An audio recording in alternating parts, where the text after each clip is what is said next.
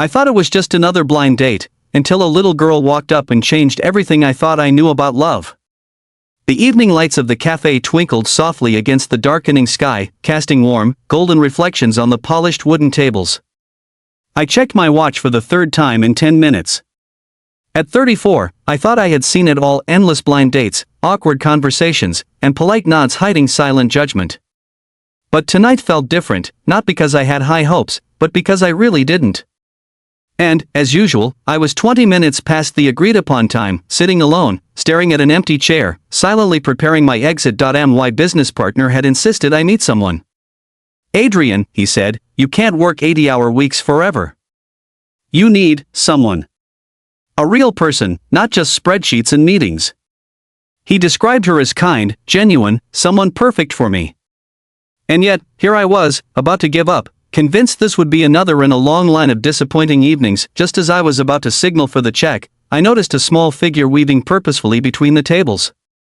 A little girl, blonde curls tied back with a pink ribbon, wearing a matching dress, stood directly beside me. "Excuse me," she said politely, tilting her head, "are you Mr. Adrian?"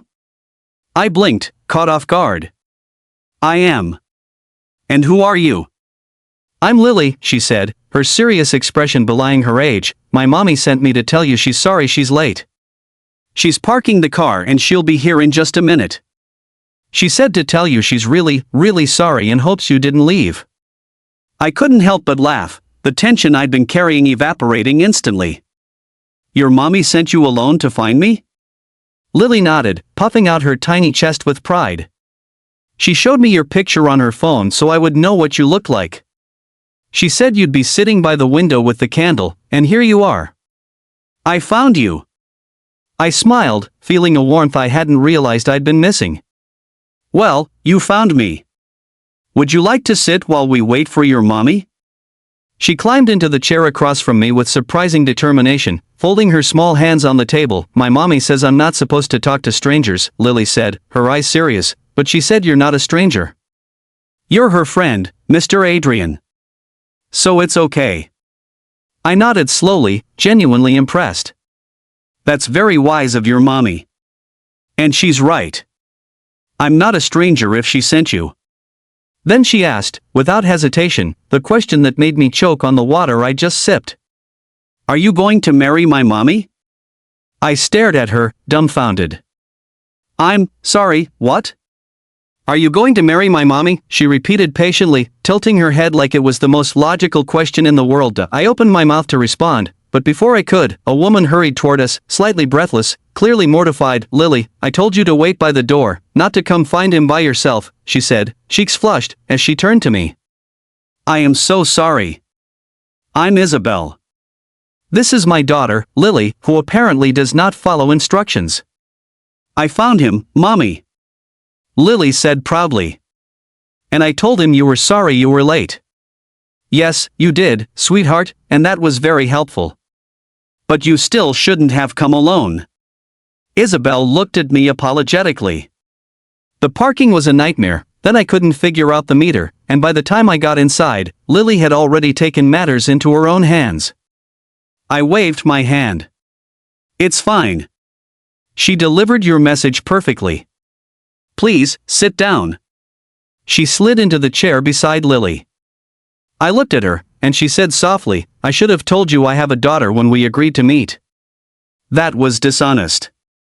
I completely understand if you want to leave." I studied her, then Lily. My mind raced for a moment. How polite and confident Lily was, how smart, how clearly Isabel had raised her to be independent. "Why would I want to leave?" I said finally. "Anyone who judges you for being a mother is an idiot missing out on something incredible. Lily is amazing, and that's a reflection of you." Her eyes filled with tears. "That's the nicest thing anyone has said to me in a long time." Dinner arrived, and the initial tension melted away. Lily chattered about her daycare, her favorite cartoons, and occasionally asked questions that had both of us laughing. Isabel relaxed, watching how genuinely I interacted with her daughter. And I realized something profound: success, wealth, accomplishments, they all felt hollow without these little moments of connection. Later, after Lily was engrossed in coloring on the kids' menu, I turned to Isabel. She asked me earlier if I was going to marry you, I said, her cheeks burned. Oh God, she heard my neighbor say something, and now she thinks every man I meet is a potential husband.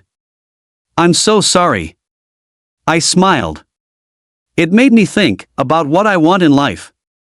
10 years building my company, chasing success, but I come home to an empty apartment every night. Watching you two tonight, it reminded me that the best things in life aren't things at all. They're people. They're connections. Moments like this. Isabel looked at me carefully. Are you saying you want to see us again? I'm saying I'd like to try, if you're willing. I don't have experience with kids. I work too much. I'll probably mess up constantly. But I want to get to know both of you better. Over the next months, I became part of their world. Bedtime routines, toddler logic, playground visits, animated movies, family dinners, all of it. Lily appointed herself judge of my worth, regularly reporting, Mr. Adrian is doing a good job or Mr. Adrian needs to try harder at playing dolls. A year after that first evening, I proposed in the same cafe, with Lily present. Kneeling, I said, I'd like to ask your mommy to marry me, but that means I'd be your family too. Would that be okay? Lily considered seriously. Would you be my daddy? If you'd like me to be, I said softly. I know you had a daddy before. I'm not trying to replace him, but I love your mommy and I love you. I'd be honored to be your family. Okay, Lily said. But you have to get better at playing dolls, and make my mommy's special pancakes. I solemnly agreed, then turned to Isabel. She's given me permission. Will you marry me? Through happy tears, she said yes. Lily cheered, announcing to the cafe that I was going to be her daddy. 6 months later, we married, Lily as our flower girl, proudly telling everyone she had found me first.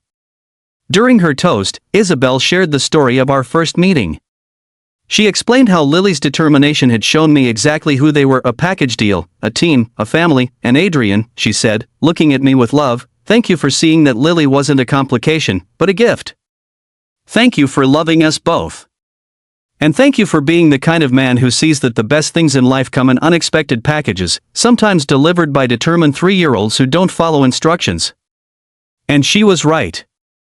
That night, I realized love isn't about perfection. It's about courage, acceptance, and opening your heart when life surprises you in ways you never imagined.